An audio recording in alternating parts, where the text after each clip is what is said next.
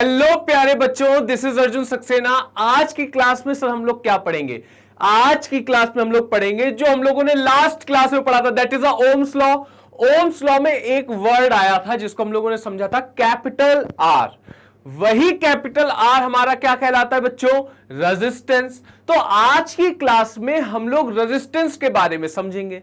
लेकिन कल मैंने आपसे एक प्रॉमिस भी करा था, और वो प्रॉमिस क्या था कि सर हम लोग ओम्स लॉ का एक एक्सपेरिमेंट क्लास में जरूर देखेंगे। आज मैं वही करवाऊंगा। लेकिन उससे पहले यदि मैं आपसे कुछ जानना चाहूं कि बच्चों अगर मेरे को बता पाओ आप लोग कि ग्राफ मेरा कैसा था, तो सर ये तो अपना वाई एक्सिस है, ये अपना एक्स एक्सिस है, ये x है, ये y है। y हमारा सर शो कर रहा है v से, और x हमारा शो कर रहा है सर i से। अगर मैं सर इसका ग्राफ बनाना चाहूं तो ग्राफ सर मेरा कुछ ऐसा आएगा, that is a straight line. Sir ऐसा क्यों होता है? क्योंकि हम जानते हैं सर कि वोल्टेज को इंक्रीज करते हैं तो करंट भी हमारा ऑटोमेटिकली इंक्रीज होता है। क्या सर ये एक्सपेरिमेंटल के थ्रू समझना, एक्सपेरिमेंट के थ्रू समझना सही है? अगर मैं आपको दिखाना चाहूं तो मैं यहां पे दो चीजें लाया हूं, और वो दो चीजें क्या हैं? एक तो हमारा है बल्ब और दूसरा है हमारा ये रेगुलेटर।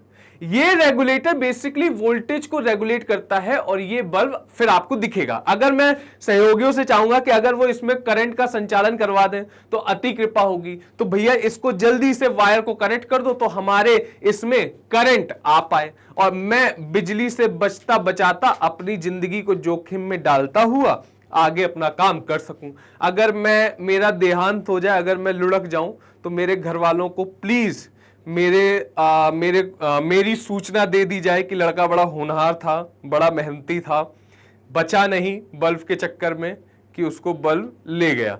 मेरे को डर लग रहा है, ये लोग नीचे लगा रहे हैं कि भाई कुछ फटे हटे ना। हो गया? डन?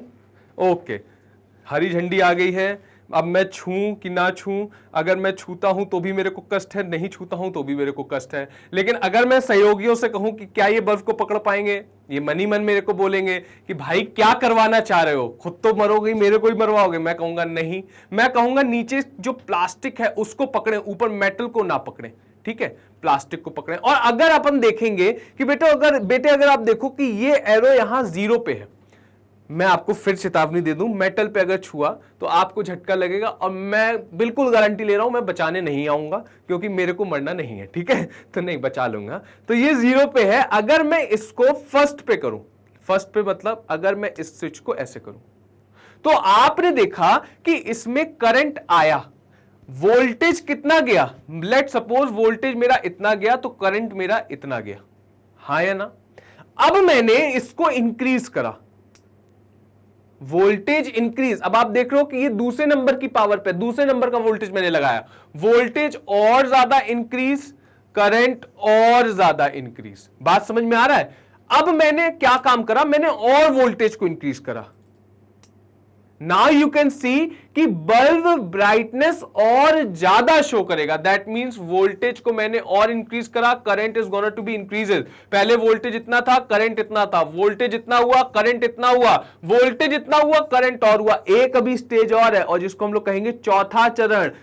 देखो, मतलब मजा ही आ गया कि वोल्टेज सबसे टॉप पे तो करंट भी मेरा सबसे ज्यादा निकला।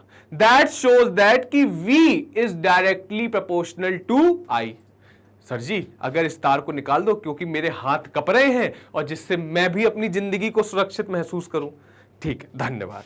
अब अगर आप देखो बच्चों, मैंने ये डरते डरते काम किया है, तो आप में से कोई लोग ये घर पे कोशिश मत करिएगा, लेकिन अपन इस एक्सपेरिमेंट को फन के लिए थोड़ा अपर लेवल पे ले जाएंगे। कौन कौन ये चाहेगा कि एक बार ये बल्ब पेट्रोल में भी जला लिया जाए, एक बार ये बल्ब लिक्विड नाइट्रोजन में भी जला लिया जाए? तो ऐसी चीजों के लिए आपको करने की कोई आवश्यकता नहीं है। आप बस नीचे कमेंट बॉक्स में लिखें कि हाँ सर एक बार हो जाए तो अपन फिर से अपना जान जोखिम में डालेंगे और अपन इस काम को आगे करेंगे। जैसे कि अगर मैं दिखा पाऊं कि अगर मैं कैमरामैन से परमिशन ले पाऊं कि मैं इस नाइक्रोम वायर को कैमरे के पास ले जा सकता हूं, क्या ये फोकस लेगा? तो वहां से हरी झंडी मिली है। देखो आपको दिख रहा है ना कि that is the nichrome wire, जो कि बहुत ही पतला है, और अगर मैं कहूं कि यही वायर मेरा किस में हेल्प कर रहा था, ग्लो करने में। बात समझ में आ रही है? तो सर ये बल्ब के अंदर क्यों नहीं जल रहा है? क्योंकि बल्ब के अंदर बेटे इनर्ट गैस होती है, जिससे हमारा ऑक्सीडेशन नहीं होता है और ये चीज जलती नहीं है। अरे सर बहुत हो गया, अब आगे बात करो। That is the resistance. कि सर रेजिस्टेंस हमारा क्या होता है? तो बच्चों रेजिस्टेंस होती है एक ऐसी प्रॉपर्टी कंडक्टर की जो कि अपोज करवाती है flow of current through it. मतलब resistance is a kind of a speed breaker. Resistance is a kind of a speed breaker, जो कि हमारी किसी भी व्हीकल की स्पीड को धीमा करने में हेल्प करता है। मैं वीडियो देख रहा था अपनी, और मैं वीडियो में ऐसे ऐसे करके हुए चल रहा था, मेरे को भी हंसी आई थी, तो आप लोगों को तो आती होगी। मतलब मैं भावनाओं में बह जाता हूं। अब मैं बता रहा हूं कि मैं प्लेटफॉर्म नीचे फर्श पे खड़ा हूं, तो मैं अगर दिखाऊं तो मैं ऐसे ऐसे चल रहा हूं, that means I have some kind of a speed. अगर मैं ऐसे ऐसे चल रहा हूं, बीच में आ गए speed breaker, and due to that speed breaker my speed is going to be decreases, so that speed breaker is considering as a resistance। resistance का भी काम क्या होता है कि ये भाई साहब फ्लो ऑफ करंट को धीमा करे, इसका अपोज करवाए। बात समझ में आ रही है? अरे सर मजा नहीं लाइफ, बड़े आराम से। हमने कहा वेरी गुड। अब समझो रेजिस्टेंस मेरा किसके बराबर होता है? Potential difference divided by current. याद करो कल का ग्राफ। कल का ग्राफ है कौन सा सर? एक बार फिर हो जाए? हो जाए सर, हो जाए हो जाए हो जाए, मजा आ जाएगा सर। लो बेटे जे मजा लो आप। मैंने कहा एक ये ग्राफ है ना, और एक ये ग्राफ है। मजा आ रहा है? हाँ सर, अरे भरपूर आ रहा है। हमने कहा बेटे एक है मेरा V और एक है I। हमने कहा बेटे एक है I और एक है V। हाँ या ना? इतनी बात समझ में आ रही है? सर V और I और V ये दोनों का दोनों रिलेशन रेजिस्टेंस के थ्रू ही मेरे को समझ में आता है। हमने कहा बहुत बढ़िया। मैंने कहा भैया ये मेरा एक गया लाइन, ये मेरा एक गया लाइन, इट शोज दैट की पोटेंशियल डिफरेंस बढ़ाते जाओगे, करंट अपना बढ़ता जाएगा। लेकिन यहां पे ये जो स्लोप है ये कौन सा है, और यहां पे ये जो स्लोप है ये कौन सा है? ये प्रश्न बड़ा इंपॉर्टेंट है। अगर ग्राफ में आएगा तो ऐसे ही प्रश्न आएंगे, बहुत ध्यान से देखो। मैंने बेटे आपको पढ़ाया है कि V इज इक्वल्स टू होता है आई आर के, और R किसके बराबर होगा? V divided by R I। तो अगर मैं कहूं कि ये जो स्लोप मेरा है, तो ये स्लोप बेटे किसके बराबर होगा? That will become equals to R, because V divided by I is equals to R। अब अगर मैं इधर बात करूं तो इधर आप लोग देखोगे कि यहां पे है I बटे V। हाँ या ना? ये किसके बराबर होगा? अपन देखेंगे ओम्स लॉ। ओम्स लॉ क्या होता है? V is equals to I R. हाँ या ना? अगर मेरे को R निकालना है और I के नीचे V आ रहा है, because I divided by V, so that means I divided by V is equals to 1 upon R। तो यहां पे जो मेरा स्लोप आएगा वो किसके बराबर होगा? 1 अपॉन R के। आधे बच्चों को समझ में नहीं आया 1 अपॉन R आया कैसे। देखो देखो, अपन इसको और सिंप्लीफाई कर रहे हैं। ये I के नीचे मैंने ये V इधर लिया और ये R इधर लिया। अगर मैं R को इधर ले रहा हूं तो V divided by R is equals to I, और इस V को अगर मैं इधर ले रहा हूं तो 1 upon R is equals to I upon V, और I अपॉन V मेरे को चाहिए, that's why that slope is considering as a 1 upon R। अब प्रश्न में ऐसे क्वेश्चन कम पूछे जाएंगे। पूछा क्या जाएगा? यहां V की जगह I की जगह V। तुम छाती चौड़ी करके लिख के आओगे, भैया देखो हम लिख के आए हैं R, और हम कहेंगे लला जी है गलत। तुम कहोगे कैसे? हम कहेंगे ऐसे कि यहां पे 1 अपॉन R होना चाहिए, क्योंकि I ऊपर है V नीचे है। हमने कहा वाजी वाह, मजा आ गया। अब मेरे को एक दृश्य याद आ रहा है दंगल मूवी का। दंगल मूवी में जो महावीर सिंह फोगाट जी हैं, उनकी जो बिटिया है दैट इज अ बबीता जी। हाँ बबीता, ठीक है। तो बबीता क्या करती है, जब उसको ट्रेनिंग से बचना होता है तो वो पानी लेती है, पानी को ऐसे बल्ब पे मारती है, बल्ब जलना बंद हो जाता है। यही काम आप एलईडी में करो, क्या वो जलना बंद हो जाएगी? नहीं। क्यों? आंसर बताना, पता करके आना, ठीक है। चलो अब हम लोग आगे देखते हैं। ये आपको दोनों ग्राफ समझ में आ गए होंगे। सर इसके अलावा भी होता है? हाँ होता है। देखो, हाँ होता है। एक प्रश्न तो ये बनता है। दूसरा प्रश्न क्या बनता है कि एक ये है, एक ये है, that is considering as a A, that is considering as a B, एक ये है, एक ये है, that is considering as a C, that is considering as a D. बात समझ में आया? अब मैं इसकी बात करूं, तो यहां पूछा जा रहा है रेजिस्टेंस किसमें हाई होगा, यहां पूछा जा रहा है रेजिस्टेंस किसका हाई होगा, इन दोनों में से, ए और बी में से रेजिस्टेंस किसका हाई होगा, सी और डी में से रेजिस्टेंस किसका हाई होगा। आप कहोगे कि the resistance of a A is increases as comparison to resistance of B। कैसे?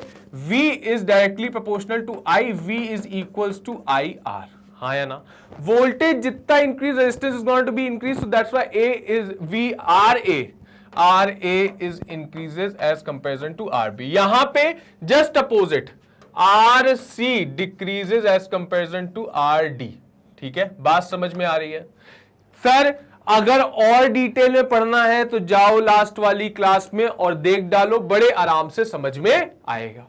अब मैं अगर आपसे कहूं कि ये जो रेजिस्टेंस है ये मेरा डिपेंडेंसी किस पे शो करते हैं, तो बच्चा पार्टी ये डिपेंडेंसी होती है लेंथ पे, उसकी थिकनेस पे, उसके नेचर पे, और लास्ट में आता है हमारे टेम्परेचर पे।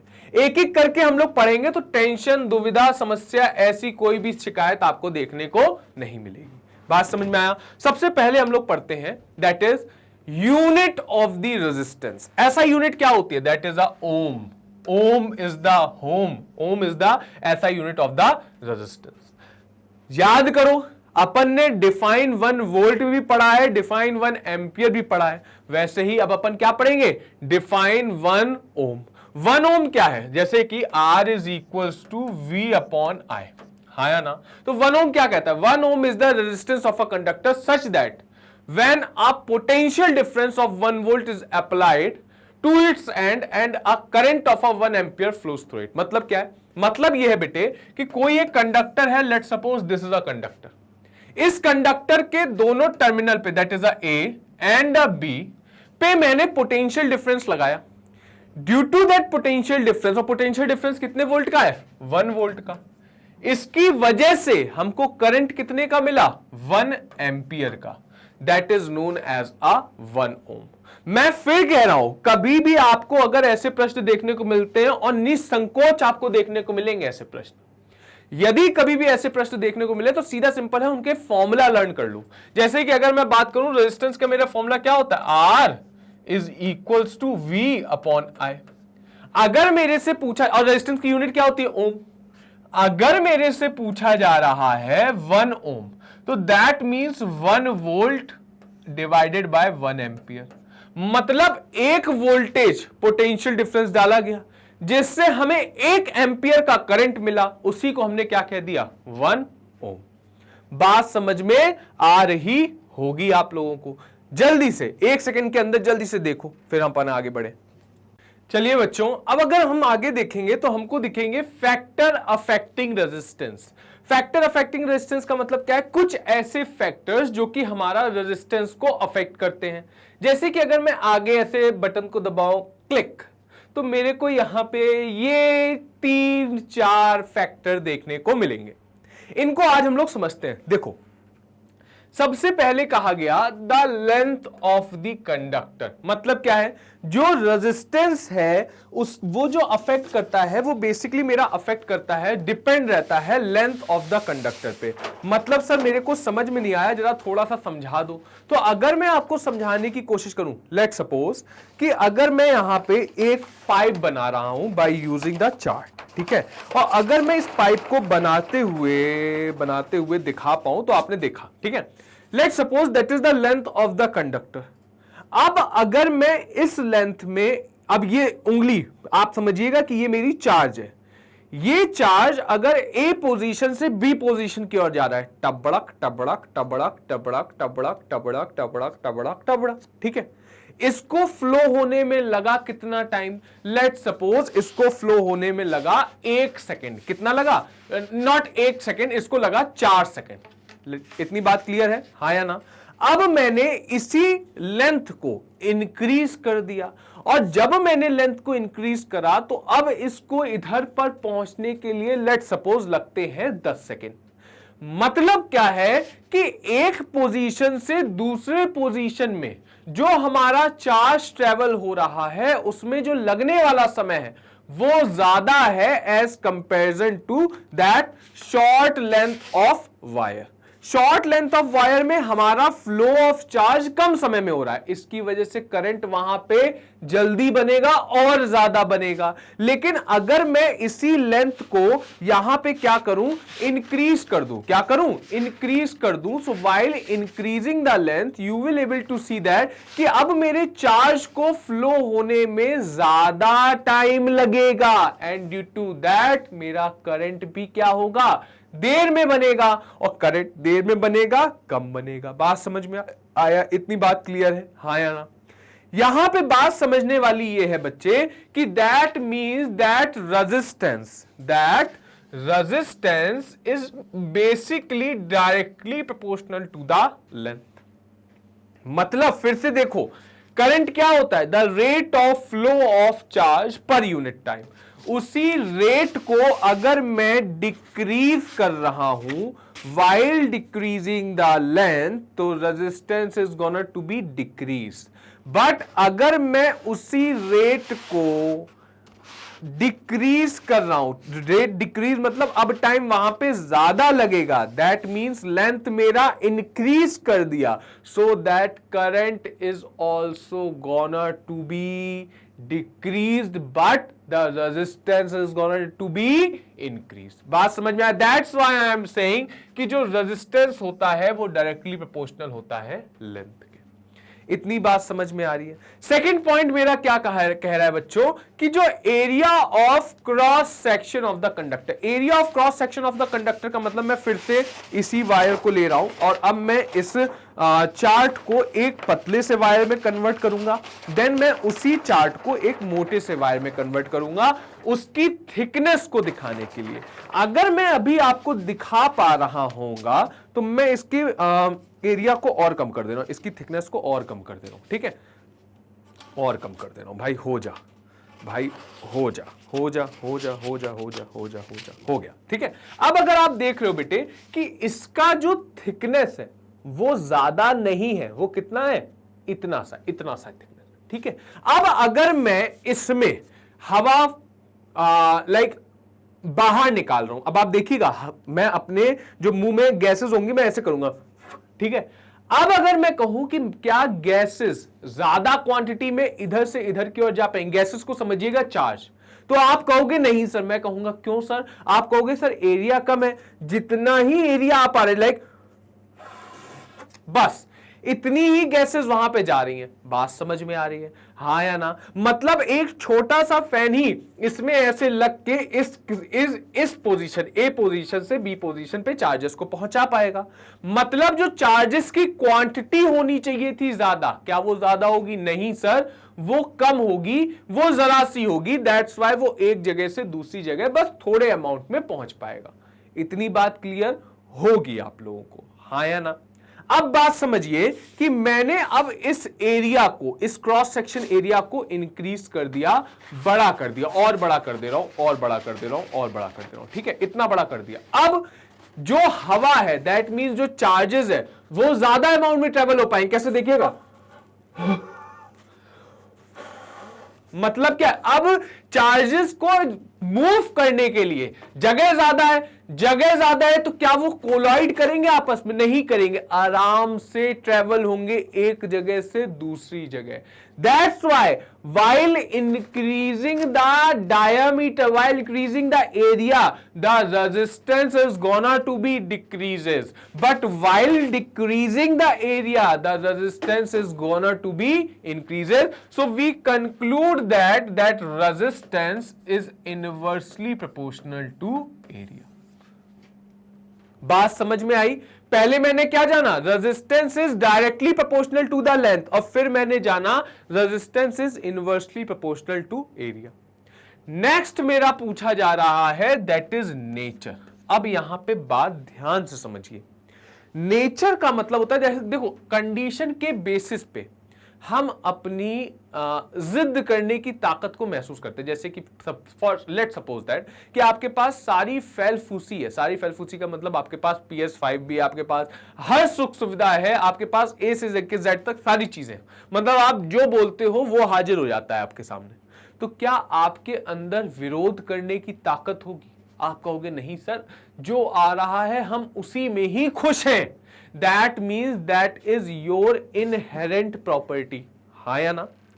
वहीं पे अगर मैं अपने बारे में बात कर रहा हूं, अपने बारे में, लाइक सपोज दैट कि मेरे को ज्यादा फैलफूसी नहीं मिली है, और अगर जो मेरे पास चीज आई है तो मैं उसको अपने पास ही रखना चाहूंगा, that means that is my inherent property.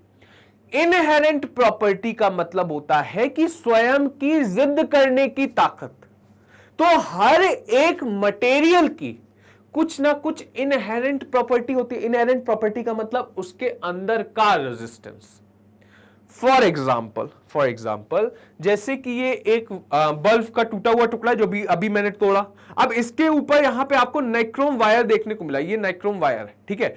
इस नाइक्रोम वायर का रेजिस्टेंस कुछ और होगा जो कि इसका खुद का रेजिस्टेंस होगा, ठीक है।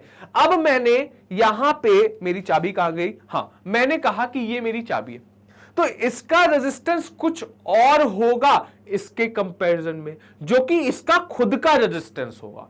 अब जो खुद का रेजिस्टेंस होता है, ना तो वो मेरा लेंथ पे डिपेंड करता है, ना ही वो मेरा एरिया पे डिपेंड करता है, because that is the inherent property. Inherent property का मतलब उसकी स्वयं की ताकत है वो। बात समझ में आ रहा है? तो इसकी स्वयं की ताकत का मतलब क्या है? इसकी inherent resistance, and that is basically known as a resistivity. क्या कहते हैं उसको बेटे? रेजिस्टिविटी।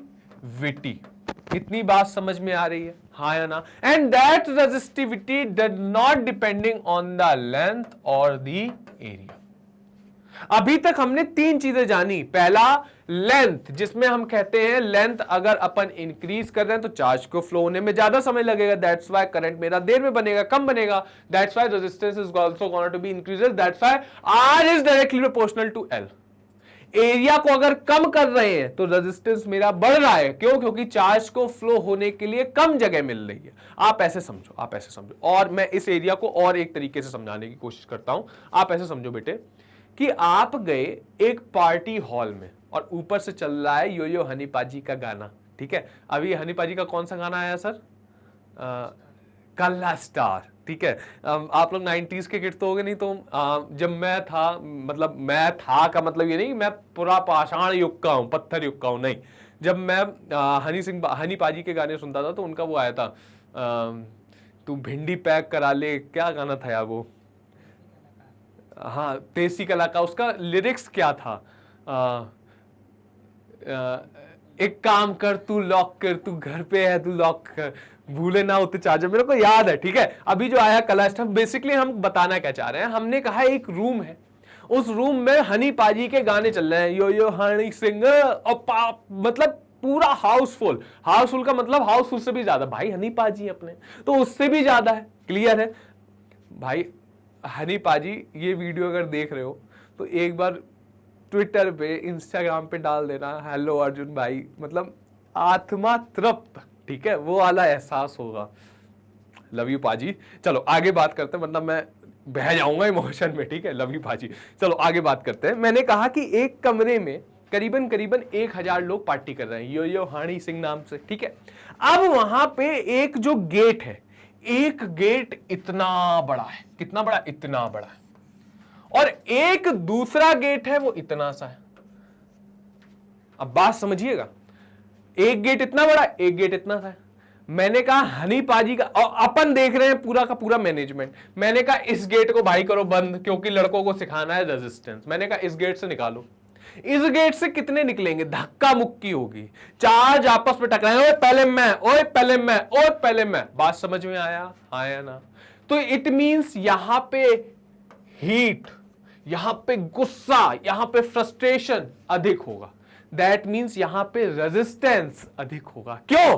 क्योंकि एरिया बच्चों यहां पे है कम और एरिया है कम, तो अपन का एरिया कम, तो चार्ज क्या आसानी से निकलेंगे? नहीं, आसानी से नहीं निकलेंगे, धीरे धीरे निकलेंगे। वहीं अगर हम यहां पे देखें बच्चों तो यहां पे है एरिया जंबो साइज का, आराम से निकलेंगे टहलते टहलते। और कैसे हो तुम? बढ़िया। हाँ हम बढ़िया। और कैसा लगा गाना? ऐसे बातें करते हुए निकलेंगे। दैट मींस यहां पे रेजिस्टेंस मेरा लो होगा। बात समझ में आया? एरिया जितना ज्यादा बड़ा रेजिस्टेंस उतना कम, एरिया जितना कम रेजिस्टेंस उतना ज्यादा। बात समझ में आया? बेटे बेटे तुम लोगों को कसम है, जो भी मैंने हनी पाजी के लिए बोला है जरूर उनको टैग करके एक बार उन तक ये बात पहुंचानी है, ठीक है? मतलब मजा ही आ जाएगा मेरे को मिलके। चलो अब हम लोग आगे बात करते हैं। फिर हम लोग ने बात करी रेजिस्टिविटी। रेजिस्टिविटी बेसिकली उसकी इनहेरेंट प्रॉपर्टी जो कि उसके लिए होती है, और रेजिस्टिविटी किसी पे भी डिपेंड नहीं करती है, ना ही लेंथ पे डिपेंड करती है, ना ही हमारा एरिया पे डिपेंड करती है। अब हम लोग आगे जाए इसका एक्सप्लेनेशन देखते हैं, that is the effect of length of the conductor. उससे पहले एक बात जल्दी से देखो, जल्दी से। सबसे पहले हम लोग देखेंगे बच्चों that is the length of the conductor. तो लेंथ ऑफ द कंडक्टर में हम लोग देख रहे हैं पहला चीज, the resistance of a conductor, यहां ओ लिखा है, that is directly proportional to its length.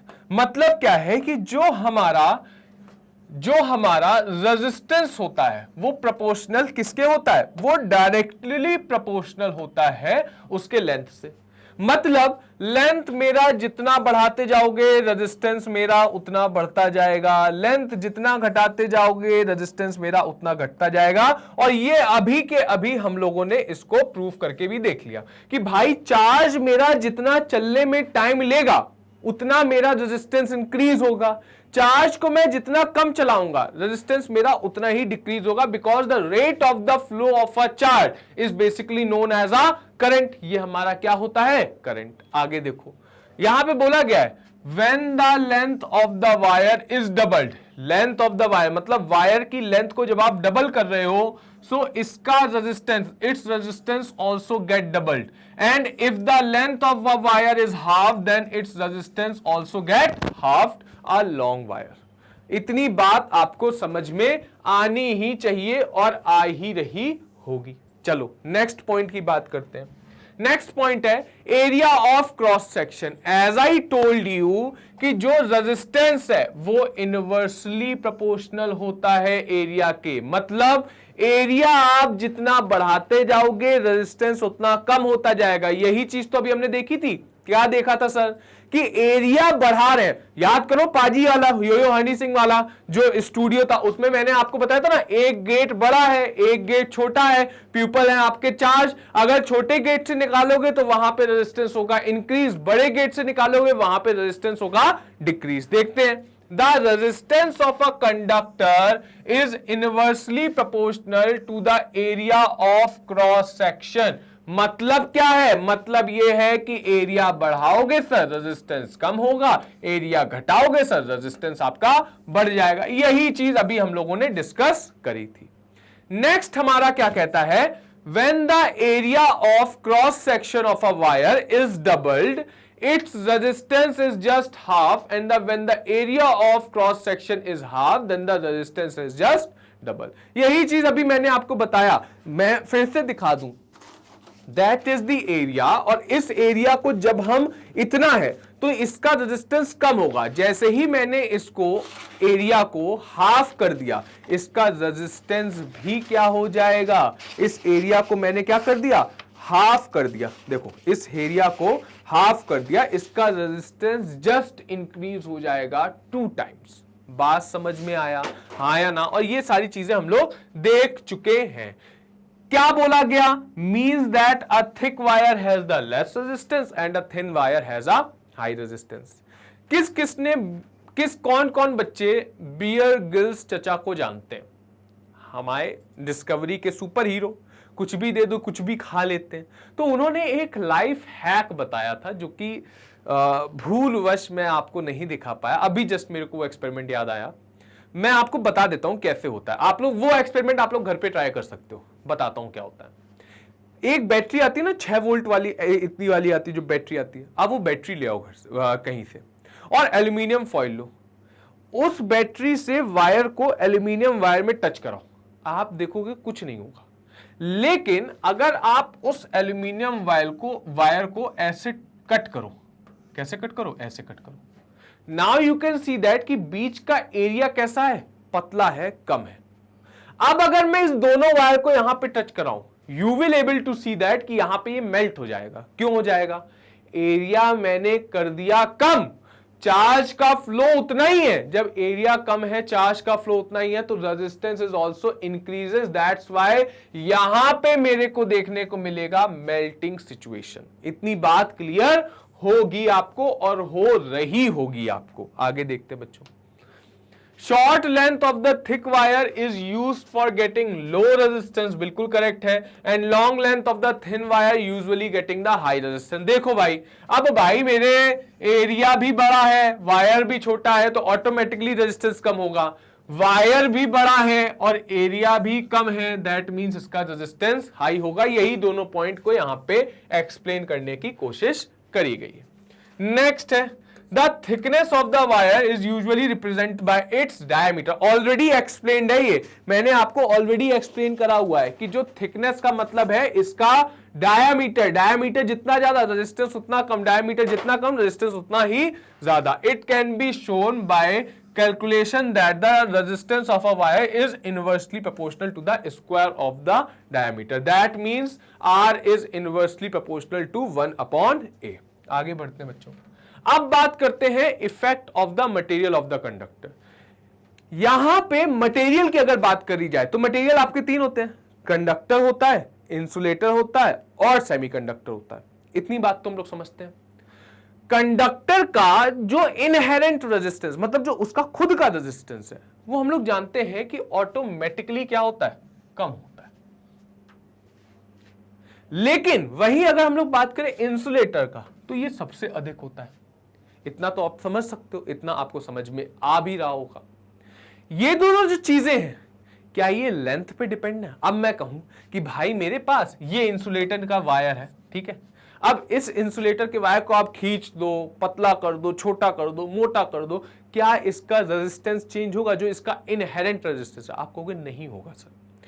For example मैं हूं, अब मेरे को भाई, मैं let suppose I am the pure vegetarian, मतलब मेरे को अंडे देख के अजीब सा लगे, ठीक है। अब तुम मेरे को चाहे तोड़ दो, चाहे मेरे को लटका दो, चाहे मेरे को मार दो, क्या मैं अंडा खा लूंगा? नहीं खाऊंगा। तो that means that is my inherent property. Inherent property का मतलब है कि जो बाहरी चीजों पे डिपेंडेंसी ना शो करे, that is basically effect of the nature of the material. Nature का मतलब उसका नेचर ही वही है और वो चेंज ही नहीं करा जा सकता है एरिया और लेंथ के रिस्पेक्ट में। बात समझ में आया? And that kind of nature of the material is known as the resistivity. क्या होता है वो? रेजिस्टिविटी। रेजिस्टिविटी बेसिकली उसकी इनहेरेंट प्रॉपर्टी, जो कि हम लोग नेक्स्ट क्लास में देखेंगे कि वो होती क्या है। अभी हम लोग बात करते हैं, the electrical resistance of a conductor depends on the nature of the material of which it is made. Some material have low resistance and whereas some material have high resistance। वो उसके नेचर, वो उसके material पे depend करता है। Plastic का high resistance है, metal का लो रेजिस्टेंस है, ये ऑब्वियस सी बात है, इसको आपको समझना ही होगा। फॉर एग्जाम्पल मैं if to take a two similar wire having equal length, equal diameter, but the one is a copper and the second one is a nichrome, तो क्या हम लोग नाइक्रोम का वायर बिजली घर में यूज करेंगे? कभी नहीं यूज करेंगे भाई। मेरे वो इलेक्ट्रिसिटी एक जगह से दूसरी जगह उस अमाउंट में ट्रेवल ही नहीं करवा पाएगा। क्यों? क्योंकि उसका रेजिस्टेंस हाई है। हाँ, नाइक्रोम वायर नो डाउट आपका हीटिंग इफेक्ट में यूज होता है, हीटर में यूज होता है, बल्ब में यूज होता है, इन सब चीजों में नाइक्रोम वायर का यूज होता है रेदर देन कॉपर वायर का, क्योंकि कॉपर वायर मेरे को हीटिंग इफेक्ट नहीं देंगे, अगर देंगे तो वो मेल्ट हो जाएंगे। तभी अगर मैं पढ़ाऊंगा ना, भी आगे जब मैं लाऊंगा तो मैं लाऊंगा फ्यूज आपका, तो फ्यूज में कभी भी नाइक्रोम वायर का यूज नहीं करा जाता है। क्यों? पतले से पतला नाइक्रोम वायर ले लो, वो कभी भी मेल्ट नहीं होगा। क्यों नहीं होगा? बिकॉज उसका मेल्टिंग पॉइंट हाई है, बिकॉज उसका रेजिस्टेंस हाई है। बात समझ में आया? आगे देखो बच्चों, fourth one is effect of temperature. अब आप बात ध्यान से समझो, फिर से अपन लाते हैं हनी पाजी, ठीक है। हनी पाजी का एक बड़े से हॉल में, हॉल भी बहुत छोटा है भाई, एक 6 फुटबॉल बड़े से स्टेडियम में कॉन्सर्ट चल रहा है। मतलब यार कभी तो जाऊंगा, ठीक है, कभी तो जाऊंगा तो व्लॉग बनाऊंगा, ठीक है। व्लॉग बनाने की मैं सोच रहा हूँ आजकल, मैं सोचता हूँ व्लॉग बना लूँ। व्लॉग बनाने में पता चलता है कि कौन सी भाई क्या गलती करे।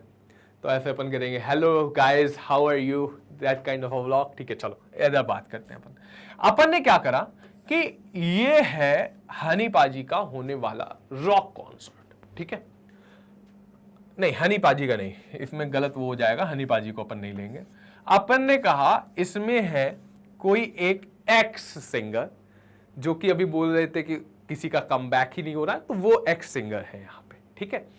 तो अपन नाम नहीं लेंगे। तो वो एक्स सिंगर यहाँ पे उनका रॉक कॉन्सर्ट चल रहा है, no doubt he is a very talented singer, so यहाँ पे वो गा रहे हैं और यहाँ पे लोग गिने चुने लोग, ठीक है, यहाँ पे लोग वो नाच रहे हैं। इतनी बात आप समझिएगा। लेट्स सपोज कि उनके कॉन्सर्ट में एसी हो गया खल्लास, खत्म। एसी अगर खत्म तो यहां का टेम्परेचर क्या होगा, इंक्रीज होगा। और कोई भी टेम्परेचर में क्या कोई भी इंसान, टेम्परेचर जब इंक्रीज होता है क्या कोई भी इंसान ऐसे शांति से बैठेगा, क्या लाए थे क्या ले जाएंगे, ऐसे ही शांति से बैठेंगे और मजा करेंगे, कभी नहीं होगा। वो फड़फड़ाएगा, वो कहेगा भाई जल्दी निकल, भाई जल्दी निकल, भाई जल्दी निकल, भाई जल्दी कर, कुछ तो कर। तो मतलब क्या है, वहां पे क्या इंक्रीज हो रहा है, रेजिस्टेंस। क्यों रेजिस्टेंस इंक्रीज हो रहा है, क्योंकि भाई साहब ये लोग अब क्या करेंगे, आपस में टकराएंगे और एक जगह से भी आपस में नहीं निकल पाएंगे। That is basically known as a, वहां पे क्या मच जाएगी, भगदड़। यहीं से मेरे को पता चला कि अगर मैं टेम्परेचर इंक्रीज कर रहा हूं दैट मींस रेजिस्टेंस मेरा इंक्रीज हो रहा है, और अगर मैं टेम्परेचर डिक्रीज कर रहा हूं दैट मींस रेजिस्टेंस मेरा डिक्रीज हो रहा है। बात समझ में आया? दैट्स व्हाई बोला गया है, ओम्स लॉ में बोला गया है एट अ कांस्टेंट टेम्परेचर, कि टेम्परेचर आपका कांस्टेंट होना चाहिए, तभी वीआई का ग्राफ आपको एक मटेरियल में एक जैसा देखने को मिलेगा, वरना अलग अलग टेम्परेचर में अलग अलग देखने को मिल सकता है। चलिए आगे बात करते हैं। अब यहां पे आती है बात क्वेश्चंस की, तो एक बार देखो क्वेश्चन फिर मेरे को बताओ। चलो मैं आपको बताता हूं क्वेश्चन में आपको क्या बोला गया, potential difference of 2 point of a wire is carrying 2 ampere current is 0.1 volt. मतलब मेरे को V दिया है दैट इज अ 0.1 वोल्ट, और यहां पे मेरे को करंट दिया गया है that is a 2 ampere. Calculate the resistance between these point. R मेरे को पूछा गया। अरे यार ओम्स लॉ क्या कहता है, V is equals to I R, R is equals to V divided by I। V मेरा कितना है बच्चों, दैट इज अ 0.1। I मेरा कितना है बच्चों, दैट इज अ 2। पॉइंट हटाया, 0 लगाया, 1/20 इज द रेजिस्टेंस। बात समझ में आया, हां या ना? ये कुछ ही क्वेश्चन है, नेक्स्ट क्वेश्चन भी बात करते हैं। A simple circuit has a 24 volt battery and a resistor of a 60 ohm. What will be the current? मतलब अब यहां पे मेरे को V गिवन है that is a 24 volt, resistor given है, resistance गिवन है that is a 60 ohm. What will be the current? I मेरे से पूछा है। The resistance of the conductor connecting wire is negligible. मतलब क्या है, जो the resistance of the connecting wire is negligible. मतलब जो भी रेजिस्टेंस से वायर को कनेक्ट करा गया वो शून्य मान लिया गया। हमने कहा ठीक है, V is equals to IR, I is equals to V upon R। V मेरा कितना है 24 डिवाइडेड बाय 60, 2 1 2, 2 2 4, 2 3 6। सॉल्व करना, आंसर आ जाएगा। अब मैं एक बात बताना चाह रहा हूं, बच्चे, मैं कमेंट देखा तो बच्चा कह रहा था कि सर बहुत इजी क्वेश्चन ला रहे हो आप। नो डाउट, हाँ इजी है ये, लेकिन अभी मे बी मंडे से मे बी ट्यूसडे से मैं अभी अनाउंस कर दे रहा हूं, आपके लिए लाइव सेशन आने लगेंगे, जिस सेशन में मैं आपको पर्टिकुलर चैप्टर से जो एग्जाम में आने वाले क्वेश्चन है वो बताऊंगा। कैसा पेपर लीक हो गया, गारंटी है बेटी, जितने भी क्वेश्चन बताऊंगा ना उस चैप्टर से रिलेटेड वही क्वेश्चन देखने को मिलेंगे, बस थोड़ी सी लैंग्वेज अलग होगी लेकिन क्वेश्चन वही आएंगे। तो यदि पढ़ना हो, यदि पेपर को लेना हो कि साइंस का पेपर भाई मेरे को दे दो, तो उन क्लासेस में हाजिरी लगा देना। मैं बता रहा हूं कि बड़े अच्छे तरीके से आपके नंबर आ जाएंगे यदि आपने वही क्वेश्चन को कर लिया। क्या पेपर वाकई में बाहर आ सकता है? हां हां हां, that is calling as a experience. जल्दी से अगला क्वेश्चन देखो एक बार। चलिए, इतना आप लोगों को अब समझ में आ गया होगा। आज की क्लास में सर हम लोगों ने पढ़ा क्या? आज की क्लास में हम लोगों ने पढ़ा रेजिस्टेंस के बारे में, ग्राफ के बारे में, और एक प्यारा सा एक्सपेरिमेंट भी हमने आपको करके दिखाया है। दैट शोज दैट कि जो स्ट्रेट लाइन मेरा निकल रहा है क्या वो वाकई में है कि नहीं है। इतनी बात आपको क्लियर होगी। आगे बढ़ते हैं बेटे, और आगे लास्ट स्लाइड। दैट मीन्स आज की सभा यहीं पे समाप्त। As you can see that on my left hand side and on your right hand side you will see a bunch of courses that is completely free of cost। कहां मिलेगा? Link है बेटे आपका डिस्क्रिप्शन बॉक्स में, जाइए देखिए, मजा करिए, साथ साथ आपको ई बुक और ई नोट्स देखने का भी लाभ मिलेगा। साथ साथ अगर आपको मैग्नेट ब्रेन के अंदर के बारे में कोई भी जानकारी चाहिए कि कौन सा शॉट कब आ रहा है, कौन सा टीचर क्या काम कर रहा है, कौन से टीचर का कितना इंपॉर्टेंट सेशन आ रहा है, ये सारी की सारी चीजें आपको यहां पे देखने को मिलेगी। इन सब का भी लिंक कहां है? In the description box. I hope आपको क्लास आज की अच्छी लगी हो। आई होप आपको आज रेजिस्टेंस पूरा अच्छी तरीके से क्लियर होगा। So this is it from my side. Bye bye, take care.